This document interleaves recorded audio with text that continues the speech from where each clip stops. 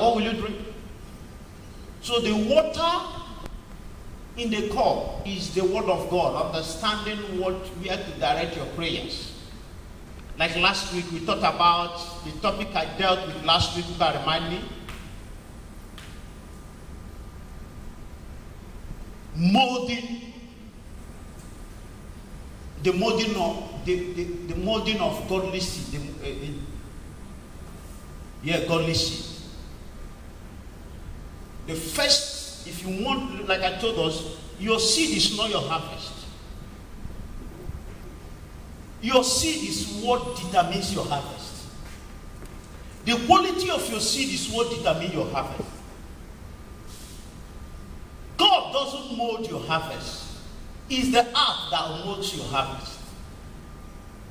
But God molds your seed. Does that make sense? Yeah. As long as the earth remains seed time and harvest, if you sow your seed, the earth will give you back what you sow.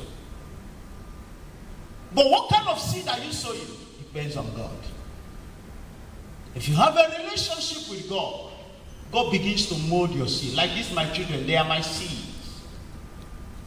What will be the harvest? The harvest might be for Nigeria. The harvest might be for Australia. The harvest might be for their community. I always refer them as institutions. They are institutions. Life will be going out of them to bless people, to raise people. But what are they now? My seed. They are not yet my harvest. Who molds our seed? God. What molds our harvest is the earth. If I plant corn, what will I get? Earth will give me back corn. If I plant mango, it's God that determines whether your plant is corn or mango. Praise the Lord. Hallelujah. So, if you really want your seed to be great in life, to have a quality seed to sow, make sure that you give God enough and good resources to give you a quality and a glorious seed. Seed that will bring harvest, that will outlive you. Praise the Lord. Hallelujah. Praise the name of Jesus. Amen. Amen. Look at what encounter that Jesus had. Let me quickly share a story before I read this. Remember, we are going to pray. It's good you get the water and fill your cup, so that when you're drinking, you'll enjoy the drink. And when you don't have, you just be drinking any, you pray the word of God. He said, when you pray according to my will, according to his will, he heareth us. There was this family. Actually, they were members of our church. Abba. Oh, you need to see their dedication. They dedicated their lives to God 100%. But after so many years of marriage, there was no seed.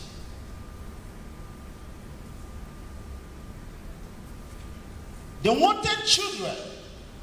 They prayed. But there was no seed. I'm telling you, these people were very dedicated. They love God with all their hearts. And one day, God opened their eyes. Do you know what was stopping their breakthroughs? They were serving God with all their heart. But their mother was not in the same church with them, but ignorantly was going to a demonic place. But they do not even know, because they were not following their money. And Most of the prayer points, whatever, they relied that their mom, because one, their mom fasts more than them. So their mom was taking their case more than them to the altar, negative altar.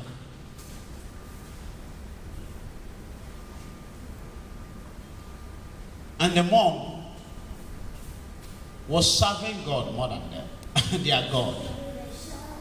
And they were in agreement.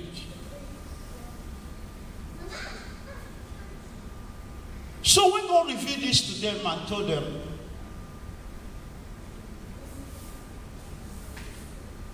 there's a strong man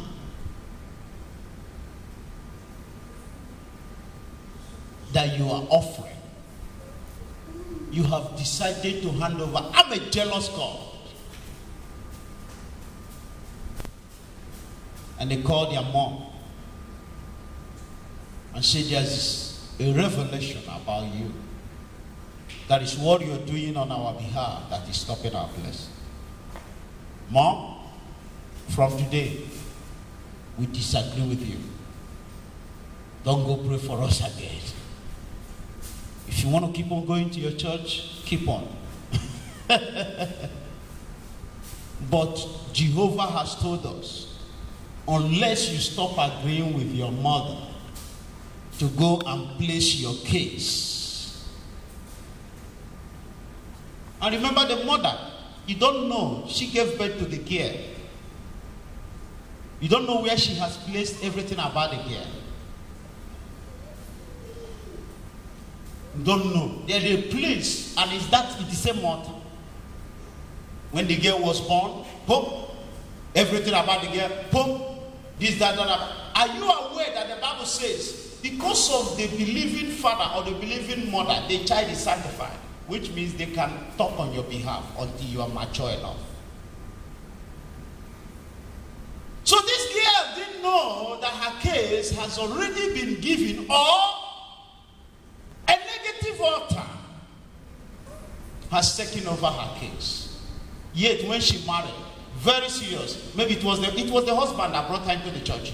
They started, but never knew that somebody has already taken first before God. And God revealed to them and said, until you disconnect, I will not. And when they did that and told their mother, the mother said, no. The mother said, if this you're saying is true, if you give birth, I will serve your God. I will start going to your church. The mother didn't know. She thought she was right. But she said, let's give it a chance. Before 1 year, they gave birth. Before you know it, another one. Before you know it, the mother said, I hands off. She changed from there. What was happening? Let's take a book. Matthew chapter 12.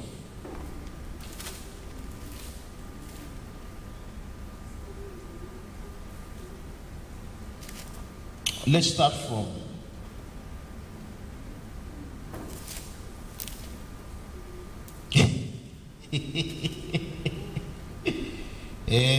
people.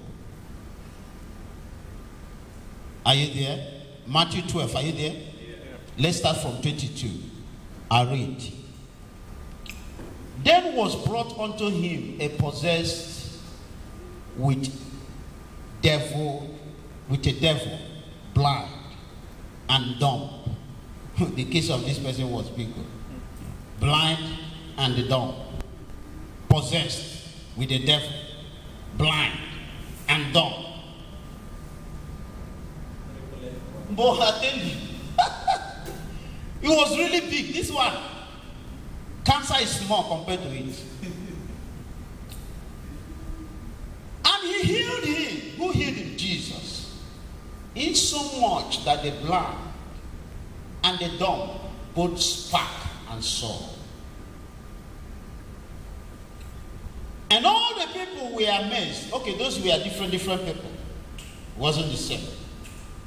And all the people were amazed and said, is not this the son of David? Remember when they want to insult Jesus, they call him the son of Joseph, the carpenter. And when they want to accept him, they say son of David. Which means they believe the prophecy that the son of David shall rule. People are. But when the Pharisees had it, they said, this fellow does not cast out devils, but by Beelzebub, and the prince of the devil. You see, Jesus is not casting out devil by the power of God. It's by a spirit, Beelzebub. 25. And Jesus knew their thought and said unto them, every kingdom divided against itself is brought to dissolution.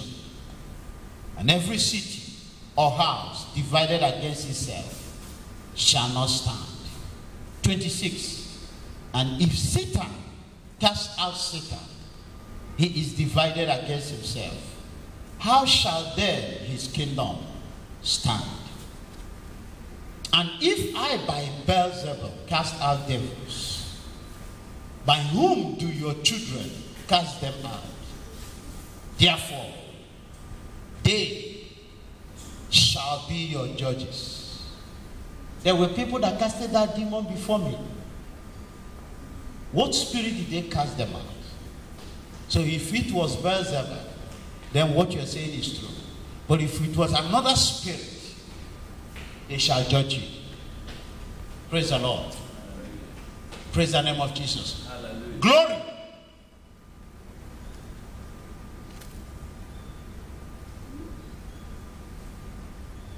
Don't cross that place without letting anybody know where you're going.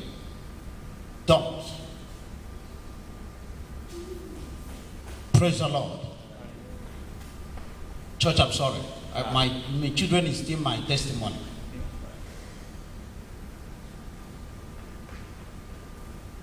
They said your children will judge you. But if I cast out devil by the Spirit of God, listen very well, then the kingdom of God is come unto you. Have I ever taught you the difference between the kingdom of God and kingdom of heaven? You can tell me the difference between the kingdom of God and kingdom of heaven. Because if you know all these things, it will help you when you read your Bible to understand. The kingdom of God is Holy Spirit. The presence of the Holy Spirit. That was what Jesus was saying in Mark chapter 9 verse 1. He said, I tell you, most of you that are still alive here will not see death until you see the kingdom of God, not kingdom of heaven. Kingdom of God come. And when did the kingdom of God come? Without departing again. When he left, he released. The Bible said they were praying.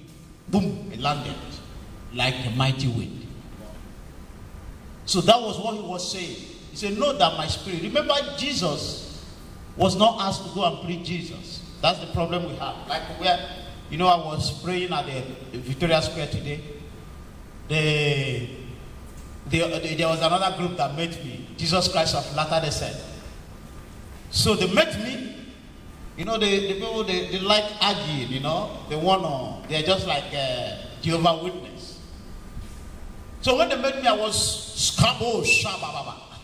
They said, what are you doing? They know I'm a Christian. They know I didn't tell them. They know. What are you doing?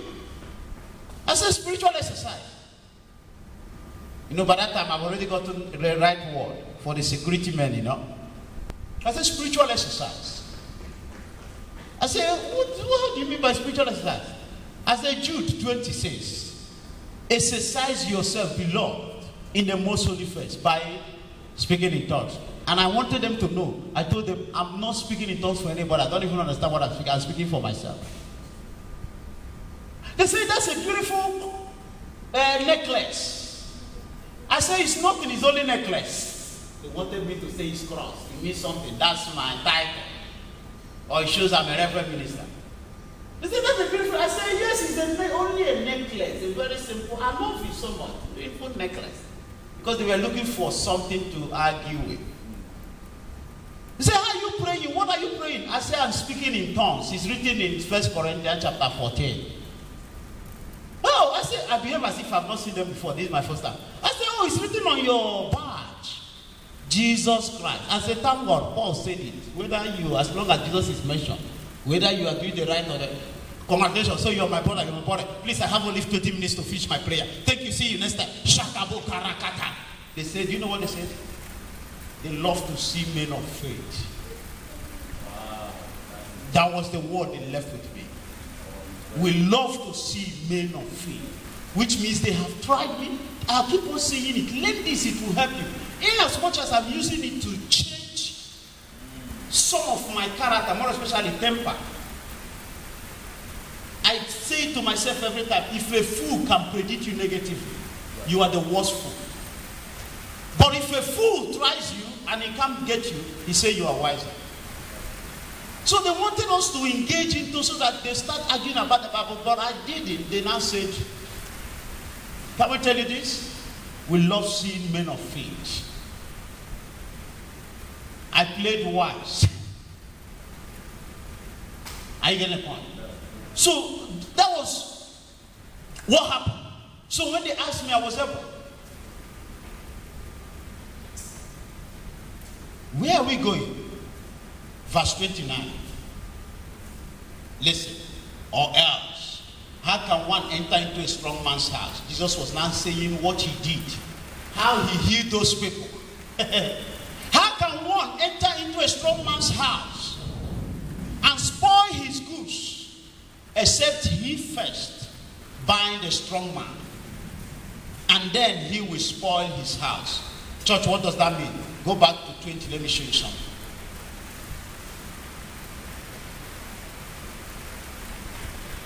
I'm in 22. Then was brought unto him one possessed with a devil, blind, and a dumb, and he healed them. So what was Jesus saying in effect? I didn't just heal them. I first of all defeated the enemy, handcuffed the enemy, tied the enemy, before I can bring them out of that. What did I tell you is my job? My job is what? Soul trafficking. I traffic soul from the kingdom of darkness into the kingdom of light.